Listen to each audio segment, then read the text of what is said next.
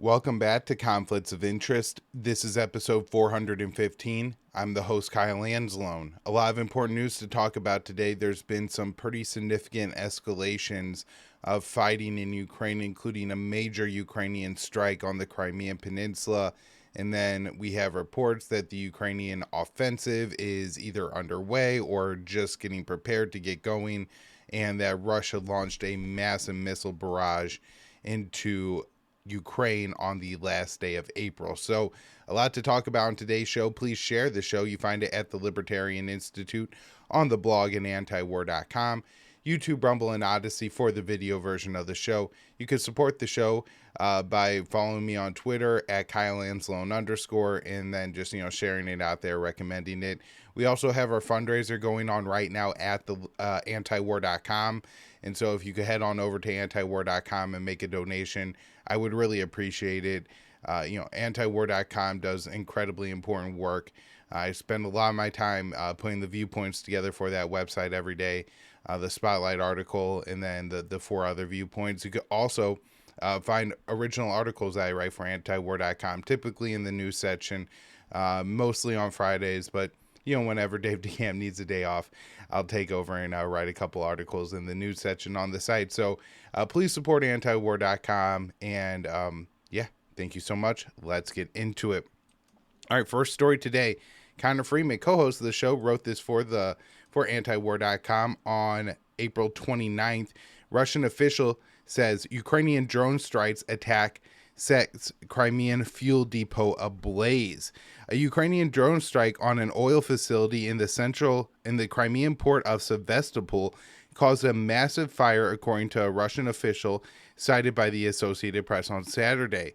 This comes amid escalation in attacks against Crimea, annexed by Russia in 2014, and an ever-imminent Ukrainian counteroffensive in the south and the east of the country that is expected to fail. Despite earlier reporting of many as 4 drones being involved in the strike, the Russian-appointed governor of Sevastopol said experts have since examined the site, and it is clear that only 1 drone was able to reach the oil reservoir, though another unmanned aerial vehicle was down. The blaze at the city's harbor was assigned the highest ranking in terms of how difficult the flames would be to extinguish, but reportedly the fire has now been contained. On his Telegram channel, the Russia-appointed governor of Sevastopol shared videos and photos of the attack's aftermath. He explained that nobody was injured in the fire, or oil supplies at Sevastopol would not be hindered, and all 4 oil tanks have burned down. And from some video I saw, this seems like it could be a fairly accurate narrative of what happened. I have no idea how many UAVs got through, but it does seem that 4 of these oil tanks did burn down, but there are more. However, a Ukrainian military official has claimed that over 10 oil tanks have been destroyed, which carried roughly 40,000 tons of fuel for the use by the Russia Black Sea Fleet. Ukraine has not taken responsibility for the attack. Kiev rarely admits its role in operations on the peninsula, with officials instead opting to strongly hand the responsibility to the press or social media. And this is a very different situation than, say, Syria, because there are times where a group doesn't take responsibility, and there are question marks. Was it ISIS? Was it a Shia militia? Was it, the Syrian army? And here, there really is only one party that would carry out this attack. I know they'd like to at times say, this was internal dissidents carrying this out in Belarus or in Russia, or I guess they could even make that same claim in Crimea, but it doesn't really sound plausible that, they would have a UAV capable of carrying out an attack like this by a non-state actor. So this was very clearly Ukraine. Such is the case with the latest drone strike. The Ukrainian military Ukrainian military intelligence official said the attack was God's punishment for the Russian air raids the previous day. in the city of Uman, and at least 23 people, including 6 children, were killed in the Russian missile strikes, according to the Ukrainian Interior Ministry. This punishment will be long-lasting in the near future. It is better for all residents of temporarily occupied Crimea not to be near military facilities and facilities that provide for the aggressor's army, he said. Sevastopol has seen regular attempts at drone strikes, particularly in recent weeks. On Monday, Russia's defense ministry reported that its forces had repelled Ukrainian naval drones seeking to target the Black Sea Fleet. According to the Associated Press, one of the unmanned aircraft was destroyed while another blew up, causing some shattered windows and many apartment buildings in the surrounding areas. They reportedly resulted in no further damage. Last month, a Ukrainian military spokeswoman implied Kiev carried out drone attacks in northern Crimea, which destroyed a shipment of Russian cruise missiles being transported by rail. Russian authorities had disputed that version of events, however, and maintained that the drone attack targeted civilian residential areas. And one thing about this is, somebody pointed this out, and it does seem to be correct. Ukraine claims that they blew up long-range missiles, which, there at least is some logistical question marks of why Russia would move that there, because, this is an area very close to Ukraine. We're talking about launching long-range hypersonic missiles, not like a long-range artillery round or something like that. Moscow annexed the Crimean Peninsula in 2014 following a U.S.-backed coup in Kiev. Polling conducted since then has indicated overwhelming support among Crimeans for rejoining the Russian Federation. Ukrainian President Zelensky said this week that Kiev will seek to reconquer the peninsula during his upcoming counteroffensive, and has previously remarked that peace talks cannot happen unless all Ukrainian territory lost to Russia is recaptured, including the Black Sea Peninsula. There is a split in the Biden administration on what to do regarding Kiev's goal of retaking Crimea. Even Secretary of State Antony Blinken, who previously called for Russia's strategic defeat, has suggested that attacking Crimea would cross the red line for the Russian president, likely provoking severe reactions. On the other hand, the ultra-hawkish Undersecretary of State for Political Affairs, Victoria Nuland, has said Russia has turned Crimea into a massive military installation. Those are legitimate targets. Ukraine is hitting them, and we support that. She wanted to say that Ukraine will not be safe unless Crimea is at a minimum demilitarized. And I think we did see a massive response from Russia last night. I was looking this morning before I recorded, this is May 1st, for some damage, assessments, what Russia was targeting, how many missiles they actually ended up launching. But apparently Russia deployed some bombers and carried out a pretty significant attack from both land-based, aerial, and sea-based missiles on Ukraine last night. So my guess is that this was in response to this attack on Crimea. Now, when we look at the war in Ukraine, and people like to talk about, all these people here are now occupied by Russia. If you look particularly at Crimea and the Donbass, this really doesn't seem to be the case. And I think if Ukraine took that back logistically, they would be occupying a unhappy population. And, that could be a real problem for Ukraine. So let's move on. And next up here, we have a story from Dave DeCamp. U.S. General says Russian ground forces bigger today than before the invasion. General Christopher Cavoli, the commander of U.S. European Command, told Congress on Wednesday that the Russian ground forces are bigger today than they were before Moscow launched its invasion of Ukraine last year. The Russian ground force has been degenerated somewhat by the conflict, although it's bigger today than it was at the beginning of the conflict, Cavoli told the House Armed Services Committee. Last fall, Russian President Putin ordered the mobilization of 300,000 fresh troops and has yet to use them for a major offensive. The heaviest fighting in Ukraine has been taking place in the eastern city of Bakhmut, but the Wagner Group, a private mercenary force, has been doing much of the fighting. Cavoli also said Russia's Air Force and Navy have taken many losses. The Air Force haven't taken many losses, So he says the Russian Air Force and Navy haven't taken many losses. The Air Force has lost very little. They've lost 80 planes. They have lost another 1,000 fighters and 1,000 bombers. they have 1,000 fighters and 1,000 bombers that's left, and the Navy has only lost one ship. Kovola's comments are the latest sign that the U.S. doesn't have much counter confidence in Ukraine's chances of turning the tide of the war. And, we've seen this through the leaked documents, and I think we'll talk about that a little bit more here in a minute. So next up, well, let's talk about some positive news here. Kremlin says it welcomes any steps to resolve war after the call between the Chinese and Ukrainian leaders. And so this is a good sign. The Kremlin said Thursday that it would welcome any steps towards a settlement to the war in Ukraine following the call between Zelensky and the Chinese President Xi Jinping. We are ready to welcome anything that could help bring an end to this conflict in Ukraine closer and actually also help Russia achieve its goals. We are ready to welcome that, the Kremlin spokesperson Dmitry Peskov said to the Russian news agency TASS. As for the extent of their communications, it is a sovereign matter for each of those two countries that pertains extensively to their bilateral dialogue. During the call, she stressed to Zelensky that China is working to push for peace talks between Russia and Ukraine. Beijing announced that it will send seasoned diplomats to Ukraine to speak with all parties in the region to resolve the crisis. The Chinese envoy is sending Li Hui, Beijing's special representative for Eurasian affairs, who served as the Chinese ambassador to Russia from 2009 to 2019. The Chinese appointed special envoy will be the candidate best able to handle the progress for the peace talks, the Chinese Foreign Ministry spokeswoman Mao Ning said on Thursday. And so, one thing that looks good here is that this is somebody who was in a position and extensively negotiated with Russia as the Chinese and Russian relationship really improved.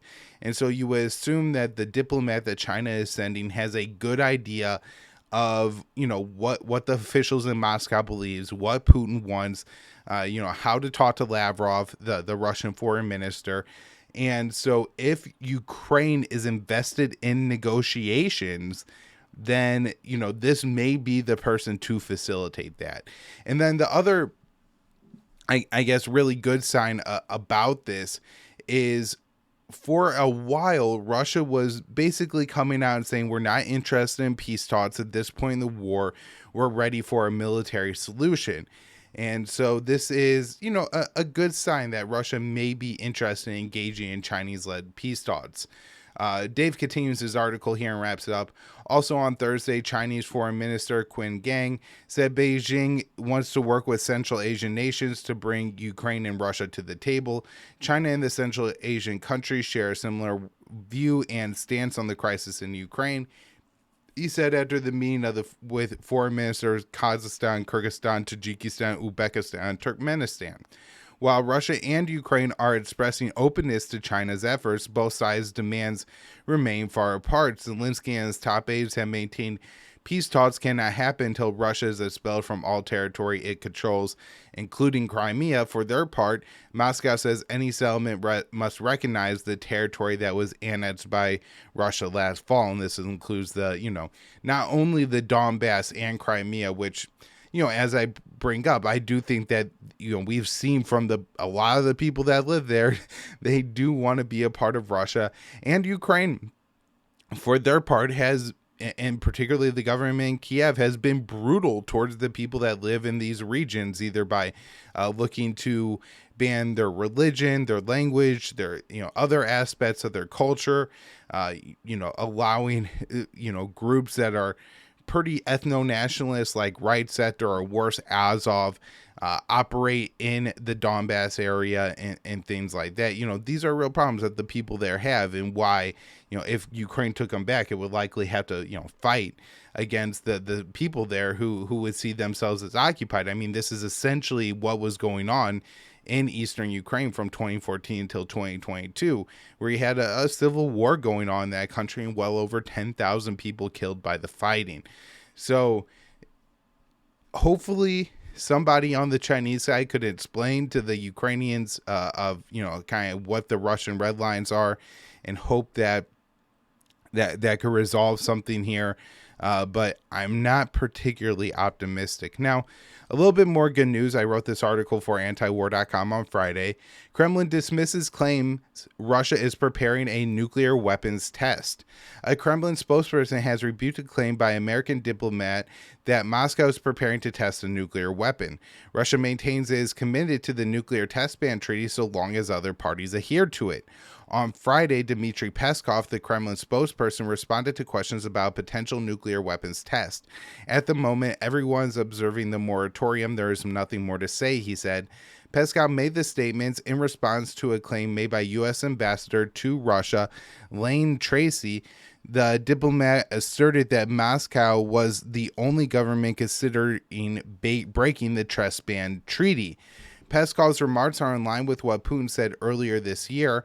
Russia will only carry out strategic tests in response to the U.S. detonating a nuclear weapon. If the United States tests, then we will, the Russian leader stated in February. No one should have dangerous illusions that global strategic parity can be destroyed. Both Washington and Moscow have traded accusations that the other is preparing a nuclear weapons test without providing evidence. For well over a year, American officials have also repeated claims that North Korea will conduct its seventh nuclear weapon test. And so there's a lot of finger pointing going on here, not a lot of evidence to back the claims. If any country has come at least somewhat close to it, I believe it's the U.S. under Trump that actually did consider testing a nuclear weapon. The finger pointing comes as the Bulletin for Atomic Scientists warns the risks of catastrophic nuclear war are at its highest point ever. Since the end of the Cold War, Washington has destroyed several arms treaties with Moscow, including the Intermediate Range Nuclear Forces Treaty, the Anti-Ballistic Missile Treaty, and the Open Skies Agreement. Earlier this year, Moscow suspended its involvement in the New START Treaty, the last bilateral agreement between the U.S. and Russia limiting its nuclear warheads. The Kremlin expressed that the part of the reason the agreement was suspended was due to Washington assisting Kiev in striking a Russian military facility that houses its nuclear bombers. While Moscow has officially suspended its participation in New START, it continues to adhere to most of the limits set in the agreement. In March, Russian Deputy Foreign Minister Sergei Ryabkov said, on a voluntary basis, the Russian Federation will adhere to the central qualitative limits on strategic nuclear weapons set by the treaty and will also continue to abide by the 1988 agreement on mutual notification of missile launches. Vladimir Yurkov, the director of the Russian Foreign Ministry's Arms Control Department, voiced earlier this week that talks between Moscow and Washington on nuclear arms controls should not be expected anytime soon. In the given circumstances, no major negotiations can be conducted with the United States or the West in general, he said on Tuesday. The official also explained that part of Russia's current concerns are America's buildup of strategic assets in the Asia-Pacific. While Washington sees its military escalation in the region as a counter to Pyongyang and Beijing, Moscow's territory also stretches to the region. On Wednesday, U.S. officials announced an American submarine carrying nuclear weapons will visit the Korean peninsula. Additionally, the Russian officials expressed concern about potential American missile installations in Japan. So let's keep going on here. We got the next one. U.S. sanctions target Russia, FSB, Iran's IRGC for detaining Americans. On the U.S. on Thursday imposed sanctions on the Russian intelligence service, FSB, and the intelligence wing of Iran's Islamic Revolutionary Guard Corps, IRGC, over allegations they are involved in the detainment of Americans. Now, I'm not sure that the U.S. could actually implement any sanctions on either of these groups that do anything other than add some redundancy into the system. So I believe anybody associated with the IRGC is officially sanctioned. So even if you're not named by those sanctions, you're still sanctioned. And, now that they just added 4 names to the list of IRGC intelligence officials, Dave writes in his article, the move is symbolic as both the FSB and IRGC are already under sanctions. Now, something that's a little bit less symbolic here. I wrote this article last week for the Libertarian Institute. Israeli officials concerned about the U.S. depleting ammunition stockpiles. American arms stockpiles in Israel have begun to shrink. Israeli officials voicing fears Washington will exhaust munitions earmarked for use by Tel Aviv in the event of emergencies. The White House has shipped weapons from its deposits around the globe to fuel the war in Ukraine. A Thursday report in Israeli Hayom, a newspaper, noted that some of the material has been transferred out of the U.S. stocks through the port of Ashdod in recent months to avoid drawing media attention, citing unnamed Israeli officials. The sources said the shipments began under Prime Minister Naftali Bennett and continued until recent weeks. These are Israeli reserve stockpiles for time of war, a former cabinet member told the outlet, claiming the Pentagon's decision to draw the weapons has a bigger implication due to the alleged threats faced by Tel Aviv. In January, the New York Times reported that the White House had started dipping into U.S. arms depots both in South Korea and Israel. While the munitions stored in Israel are primarily intended to supply U.S. forces should a conflict break out in the Middle East, the military has also allowed Israeli troops to tap into those stockpiles in times of crisis. The decision to take the weapons from multiple depots across the board comes as the North Atlantic Alliance has drained its supply of arms, particularly artillery shells, to fight the proxy war against Russia and Ukraine. At the current rate, Kiev is burning through 155 millimeter rounds faster than the U.S. and its allies can produce them, sending Western arms dealers into overdrive to meet the Ukrainian needs. As the war continues to deplete existing stockpiles, the Pentagon is planning to establish a new arms depot near or on Taiwan as well, highlighting a gradual shift away from regime change operations in the Middle East to great power conflict with Russia and China. It could therefore be some time before Israeli armed depots are restored, with U.S. officials confirming that it is still not clear when the reserves will be restocked. According to the AP, the Defense Department has devoted $1.5 billion to ramping up production of 155 millimeter shells. However, while the Pentagon hopes to churn out more than 80,000 rounds per month by 2028, that falls far short of Kiev's rate of fire at 6,000 to 8,000 shells per day, and may be too lengthy of a process to meet the country's immediate needs. So if you look at that, I mean, Ukraine is using 150,000 rounds to 200,000 rounds a month, maybe even more, if it really is the high-end estimate.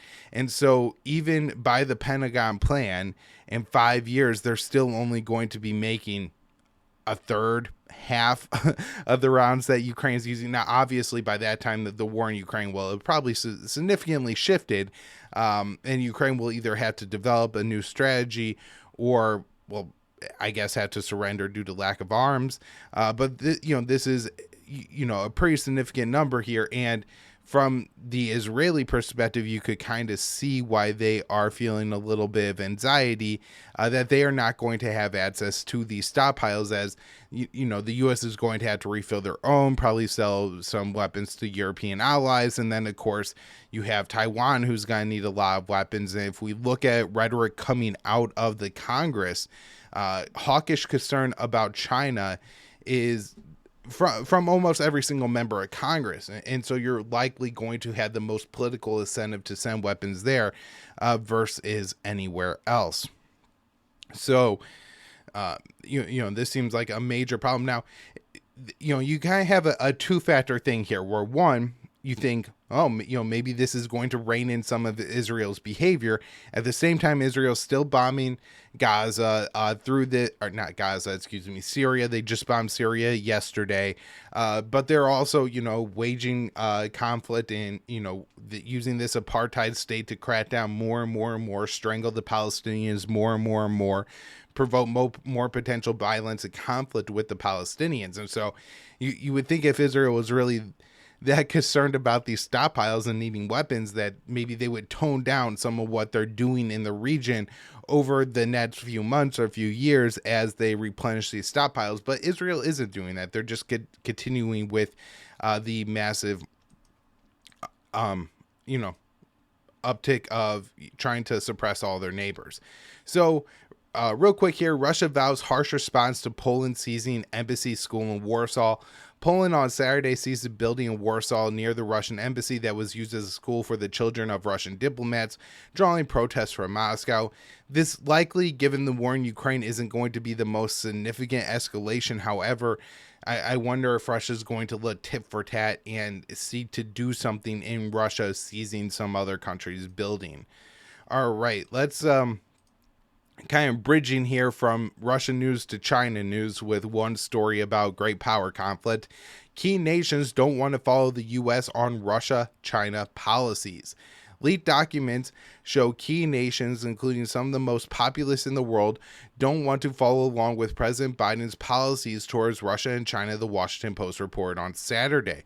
The report cited intelligence assessments leaked by Jad Teixeira that showed the private thinking of several major countries, including India, Brazil, Pakistan, and Egypt. While the U.S. and India have increased military ties in recent years to cooperate against China, New Delhi has maintained some good relationship with Russia and has become a major buyer of Russian oil. According to one of the leaked documents, India appeared to have avoided taking sides in the war between the U.S. and Russia during a February 2022 conversation between India's national security advisor and his Russian counterpart. During the conversation, the Indian official assured the Russian official that India supports Russia participation in international venues.